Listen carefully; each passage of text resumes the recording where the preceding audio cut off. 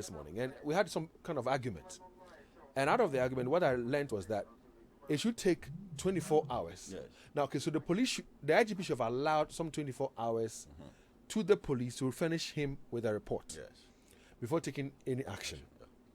But we know that when he flew to Kumasi, visited the place, then he announced an interdiction of 3 officers, including the Deputy Regional Commander, who was acting at the time as Regional Commander.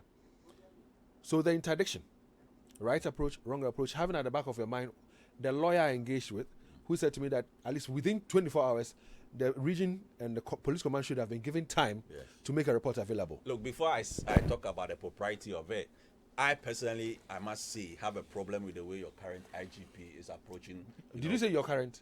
Our current. Okay, our current IGP approaches, crime fighting, especially every listing he flies to a certain place.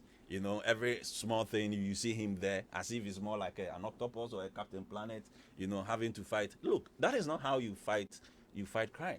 You have to make sure that you decentralize the decision-making processes. All the structures are well strengthened at the basic level.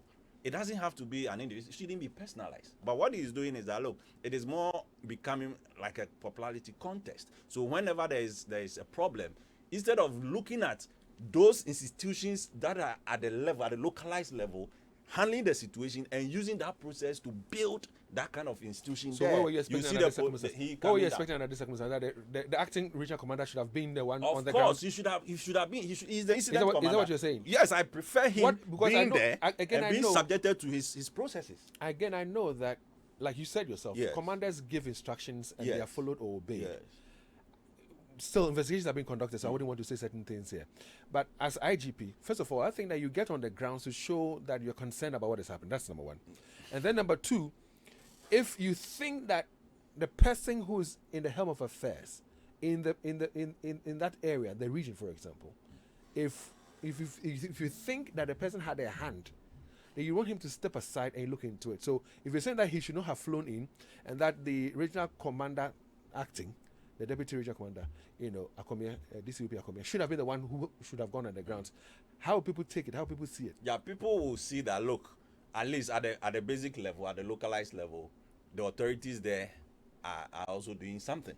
For me, that is the first thing that should have been done. That's why the lawyer is telling you, at least you should have allowed for some 24 hours. Are you for the interdiction or not? Well, it is okay. I don't have any problem with that, but I think it should be stretched as well. We also have to look at the operational guys, those guys who go on the field. Look, Dave, I have a lot of information that some of these guys who go on the field to do some of this operation actually engages in some of these things as an act of sabotage to their superiors. Okay, all these things are things that we have to look at. That's why it is very, very important. 02 that we do this. 02571